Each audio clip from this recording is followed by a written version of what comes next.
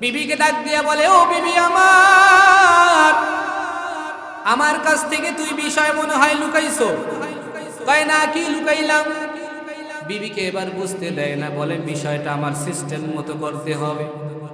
এমন পাষাণ হৃদয় এই উপযুক্ত সন্তানটাকে কিভাবে হত্যা করবে? একদিন মাকে ডাক দিয়ে বলে, তোমার মেয়েকে একটু সাজায় পরায় দাও, তোমার মেয়েকে নিয়ে আমি একটু ঘুরতে যাব। শুনিয়া সুন্দর মতো সাজায় পরায়া যখন দিয়া দেয়, এরে যুবক আল্লাহর গোলাম, এমন পাষাণ হৃদয়ের কথা শুনলে কলিজা থামায়া রাখা যায় না। সাজায় গুছায় লয়ে আবার রওনা হয়ে গেছে। পাহাড়ের চিপার ভিতরে নিয়ে হাজির। ওই জায়গায় যাওয়ার পরে মেয়েটা তাকায় দেখে ওর বাবা ছোট ছোট করে গর্ত করতে আছে, ছোট ছোট পাথর পরে এগুলো সরাইতেছে আর ঘামাইতেছে। মেয়েটা বাবার ঘামগুলো নিজের আসন দিয়ে মুইসা দিতে আছে। এ বাবা, তুমি এত কষ্ট করো, এটা সহ্য করা যায় না, কেন এইরকম করতে আসো? এরপর বাবার দিলের মধ্যে মায়া মোহাব্বত বলতে কিছু আসে না। ডাক দিয়ে বলে, তুমি কি টেনশন করিও না, আমার একটা জরুরি কাজ আছে, এই জন্য আমি এটা করতেছি। এবার মাটি খনন করতেছে,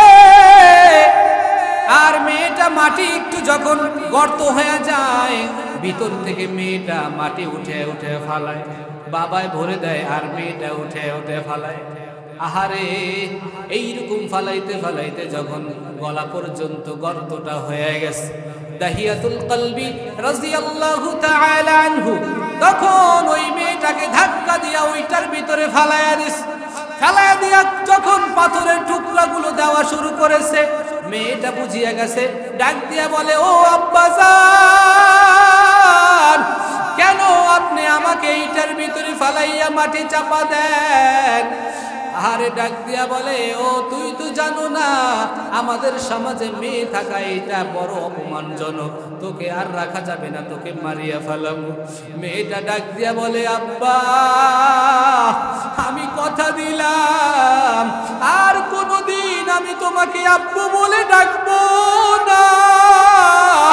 ও আব্বা, তুমি আমাকে এমন এক জায়গায় বিদায় করিয়া দাও, বাবার অধিকার নিয়ে তোমার সামনে আমি আর কখনো আসবো না। ও বাবা, তারপরেও তুমি আমাকে এইভাবে মারিয়া ফালায়ও না। ও আব্বা জান, তুমি আমাকে একটা বারের জন্য ছাড়িয়া দাও, আমার দ্বারা তোমার সম্মান আর নষ্ট হবে না। আমি এই জায়গা থেকে অনেক দূরে চলিয়া যাইব, আমি তোমাদের বাড়িতেও আর জীবনে আসবো না। আব্বা, তুমি আমাকে ছাড়িয়া দাও। ওই দাহিয়াতুল কলবি বলে, নবী আমার হৃদয়টা ওই সময় এত পাষাণ হয়ে যায়, আমি আমার মেয়েটাকে ওই গর্তের ভিতরে ফেলাই, আমার মেয়েটাই ভাবে আব্বু আব্বু বলে চিল্লায়, আমার অন্তরের মাঝে বিন্দু থেকে বিন্দু পরিমাণ মায়া লাগে না। ও নবী আমার মেয়েটাকে আমি দাফন একবারে জীবিত অবস্থায় করলাম। যতগুলো মেয়ে দাফন করেছি গো নবী, সমস্ত মেয়েদের ভিতরে আমার এই মেয়েটার কথা আমার বারবার হঠাৎ মনে পড়িয়া যায়। ওই যে আমাকে আব্বু বলিয়া ডাক দিছিল, ওই আব্বু ডাকটা আমার কানে মাঝে মধ্যেই আসে। ও নবী আমার আল্লাহ কি এত বড় গুনাহ আমার মাফ করবেনি?